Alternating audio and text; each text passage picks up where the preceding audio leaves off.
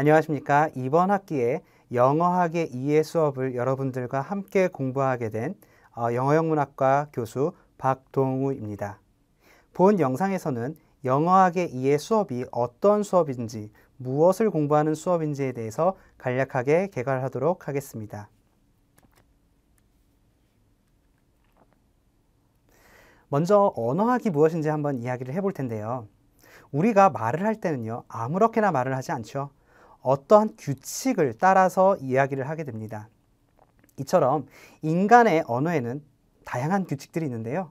언어학은 인간 언어에 나타나는 규칙을 과학적으로 그리고 체계적으로 공부하는 그런 학문입니다. 그럼 우리가 공부할 영어학은 무엇이냐? 바로 영어학은 인간의 언어 중 다양한 언어 중에 영어라는 개별 언어에 대한 규칙을 연구하는 학문이라고 할 수 있겠습니다.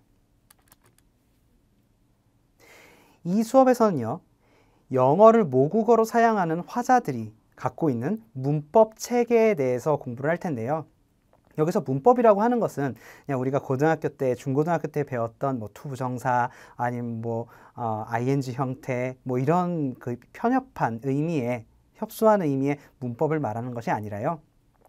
모국어 화자들이 갖고 있는 소리 규칙 그리고 단어라든지 문장이 갖고 있는 구조에 대한 규칙 그리고 의미 규칙에 대해서 공부를 할 겁니다. 먼저 소리 규칙, 사운드에 대해서 한번 알아볼까요? 여기 보시면 프, 은, 이 사운드가 있죠. 도대체 어떠한 방식을 통해서 이러한 프 사운드, 은 사운드, 이 사운드와 같은 모음과 자음이 만들어지는지 먼저 공부할 거고요. 그리고 특정 환경에서는 신기하게도 이러한 말소리가 체계적으로 변하기도 하는데 과연 어떠한 환경에서 이러한 변화들이 일어나는가에 대해서도 한번 알아볼 겁니다. 다음으로는 영어에 있는 구조에 대해서 이야기를 해보도록 하려고 하는데요. 먼저 단어 구조를 한번 생각을 해볼까요? 하나 이상의 말소들이 모여 어휘를 형성하는 것 다 알고 계시죠? 예를 들어서 프 사운드, 이 사운드, 그 다음에 은 사운드가 합쳐져서 핀이라는 영어 단어를 만들게 됩니다. 그런데 반대로 피 사운드가 먼저 나온 다음에 은 사운드가 다음에 나오고 그 다음에 이 사운드가 나온다라고 생각을 해볼게요. 그러면 푸니, 푸니 라는 사운드가 나오게 되는데 어휘가 만들어지는데 이 푸니라는 것은 영어에서 허용하지 않는 어휘죠. 이처럼 어떠한 똑같은 사운드들이 결합돼서 단어들을 만드는데 어떠한 원리를 가지고 여러 개의 말소리가 모여 한 언어에서 허용하는 어휘를 구성하는지에 대해서 한번 알아볼 거고요. 그 다음으로는 여러 개의 단어가 조금 더 큰 단위의 언어를 이루기도 하는데요. 도대체 어떠한 결합 방식에 따라 어휘들은 구조를 가지는가라는 것에 대해서도 알아보도록 하겠습니다. 다음으로는요, 구, phrase, 그리고 절, clause의 구조를 한번 알아볼 텐데요. 하나 이상의 단어가 모여서 phrase, 그리고 clause를 이루게 됩니다. 예를 들어서 라는 관사와 핀이라는 명사가 만나서 a pin이라고 구를 만들어내죠. 명사구를. 그리고 I bought a pin이라는 단어들이 모여서 I bought a pin이라는 clause를 만들어내게 됩니다. 이때 한번 순서를 뒤바꿔 볼까요? a pin이 아니라 pin어라고 했었을 때 영어에서 허용되지 않는 그런 문장의 구조죠. 또한 I a pin bought 라는 문장은 영어에서 만들어지지 않는 문장입니다. 이처럼 똑같은 어휘들을 가지고 문장을 만들어내는데 또는 구를 만들어내는데 왜 하나는 허용이 되고 왜 다른 하나는 허용이 되지 않는가라는 의문을 품을 수가 있는데요. 이처럼 우리 수업에서는요, 어떠한 원리를 가지고 여러 개의 어휘들이 모여서 구와 절을 이루는가에 대해서도 알아볼 거고요. 다음으로는 어휘들의 결합 방식에 따라서 구와 절이 어떠한 구조를 가지는가에 대해서도 공부를 할 겁니다. 다음으로는 영어에 나타나는 의미에 대해서 이야기를 해볼 텐데요. 모든 어휘, 그리고 구, 그리고 절에는 의미가 있죠. 이와 관련해서 우리 수업에서는요, 단어들끼리 어떠한 의미 관계에 있는가, 그리고 단어와 문장이 어떠한 의미적 관계로 연결될 수 있는가에 대해서 알아볼 거고요. 나아가서는 하나의 문장이 발화되었을 때 특정 맥락 속에서 어떠한 의미를 갖게 되는가에 대해서도 알아보도록 하겠습니다.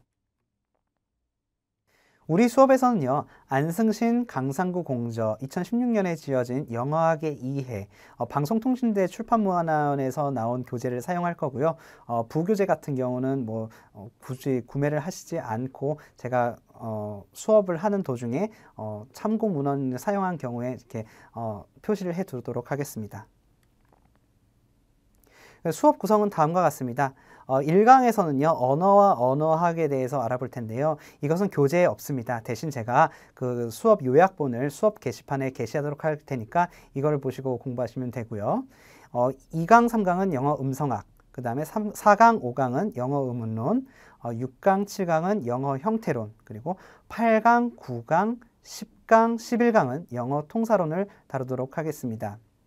그리고 12강, 13강에서는 영어 의미론을, 그리고 13강 일부와 14강에서는 영어 활용론을 공부하도록 하겠습니다.